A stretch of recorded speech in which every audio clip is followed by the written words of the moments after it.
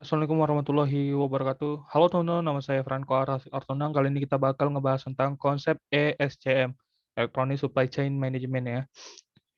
Saya dari Sistem Informasi Universitas Jambi dengan NIM F1S1 19085.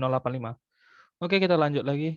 Jadi kita harus tahu dulu apa sih itu konsepnya ya, supply chain management. Jadi ESCM itu merupakan suatu konsep manajemen di mana perusahaan itu berusaha memanfaatkan internet ya teman-teman. Internet dan juga teknologi. Jadi dimanfaatkan nggak cuma internet doang, tapi teknologinya untuk mengintegrasikan seluruh mitra kerja perusahaan. Jadi terutama itu yang berhubungan dengan sistem pemasokan bahan-bahan atau sumber daya. Baik itu sumber daya yang dibutuhkan untuk dimasukkan, kemudian untuk diproduksi selanjutnya gitu ya teman-teman. Kemudian ada yang namanya komponennya, komponen dalam ESCM. Jadi ini apa aja sih komponen-komponennya dalam ESCM? Yang pertama itu ada yang namanya supply chain replenishment.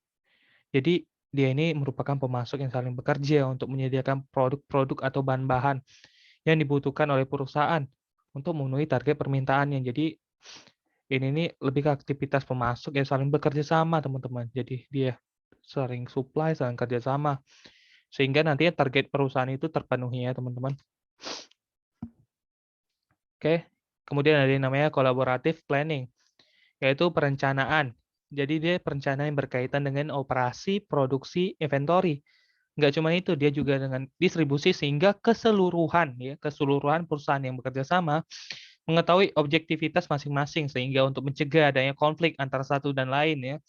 Sehingga nantinya nggak bisa itu tercapainya kebutuhan untuk pelanggannya gitu teman-teman. Jadi dia udah ada yang namanya collaborative planning ya. Kolaborasi gitu, rencana untuk kolaborasi ke depannya. Kemudian ada kolaborasi produk development. Dia ini merupakan aktivitas penciptaan produk atau jasa yang membutuhkan kerjasama antara berbagai mitra bisnis, teman-teman, termasuk dengan perusahaan lain, sehingga kualitas produk atau jasa ini dapat terpenuhi, teman-teman, sesuai dengan apa yang sudah disepakati sebelumnya. Jadi kita butuh kerjasama gitu, aktivitas penciptaan produk, kerjasama dengan mitra yang lainnya. Kemudian ada yang namanya e-procurement, ini sistem informasi yang mengelola pengadaan barang dan jasa pada sebuah instansi, perusahaan atau ya bisnis gitu ya teman-teman. Jadi dia ini yang pengadaan barang dan jasanya teman-teman. Kemudian ada yang namanya e-logistik, aktivitas manajemen penggunaan dan transportasi teman-teman. Nah, kemudian kita masuk ke aspek pengembangan electronic supply chain management. Di sini aspeknya ya, teman-teman bisa lihat sendiri gitu ya. Di ini ya, ada business partners dan sebagainya gitu. Oke, yang pertama itu ada yang namanya consumer management, teman-teman. Nah, jadi consumer management ini mengelola hubungan perusahaan dengan konsumen dan calon konsumen gitu. Bagi konsumen baru biasanya disediakan fasilitas pendaftaran yang mudah dan cepat gitu ya, langsung bisa daftar gitu. Kemudian ada yang namanya katalog manajemen. Ini memusatkan diri pada produk atau jasa yang ditawarkan oleh perusahaan.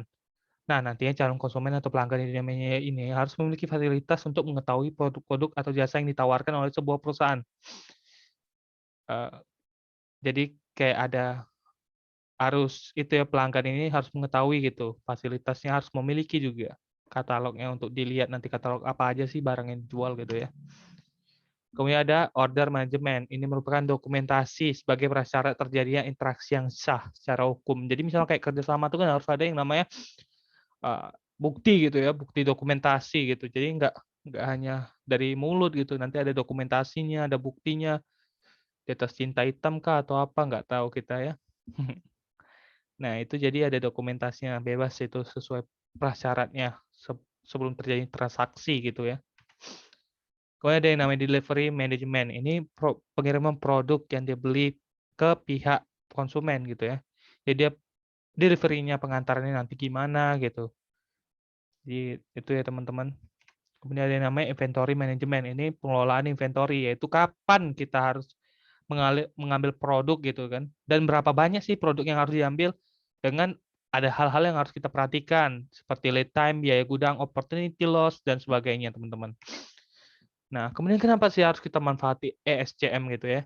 Nah, yang pertama itu mereka ini meminimalisir gitu, minimalkan biaya dalam rantai pasokan gitu. Jadi dia minimal jadi lebih murah. Kemudian mengoptimalkan manajemen inventory. Jadi inventory-nya itu dapat bekerja secara maksimal, kemudian menciptakan kolaborasi antara pemasok. Jadi antara pemasok-pemasok ini bisa saling kolaborasi ya teman-teman.